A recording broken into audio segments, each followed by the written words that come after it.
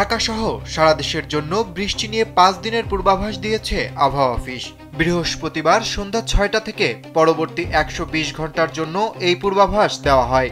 এতে বলা হয়েছে, উত্তর পশ্চিম বঙ্গোপসাগর ও তৎসংলগ্ন উড়িষ্যা উপকূলে অবস্থানরত লঘুচাপটি ক্রমেই ঘনীভূত হচ্ছে। এর প্রভাবে মৌসুমী বায়ুর অক্ষ বিস্তৃত রয়েছে ভারতের পূর্ব উত্তরপ্রদেশ, বিহার হয়ে বাংলাদেশের দক্ষিণাঞ্চল ও আসাম পর্যন্ত। বর্তমানে মৌসুমী বায়ু বাংলাদেশের উপর কিছুটা দুর্বল হলেও উত্তর বঙ্গোপসাগরে মাঝারি আকারে সক্রিয় রয়েছে।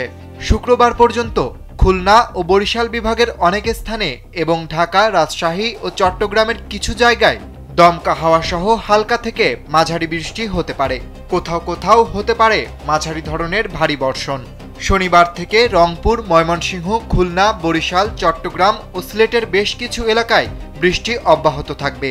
একই সঙ্গে ঢাকা সহ অন্যান্য অঞ্চলেও কম বেশি বৃষ্টিপাতের সম্ভাবনা রয়েছে। রোববার ও সোমবার ময়মনসিংহ, চট্টগ্রাম ও সিলেটের বিভিন্ন স্থানে বৃষ্টির প্রবণতা বেশি থাকবে। এ সময় রংপুর, রাজশাহী, খুলনা, ঢাকা ও বরিশালের কিছু কিছু জায়গায়ও দমকা হাওয়া সহ বৃষ্টি অথবা বজ্রবৃষ্টি হতে পারে। এ সময় সারা দেশে দিন এবং রাতের তাপমাত্রা প্রায় অপরিবর্তিত থাকবে।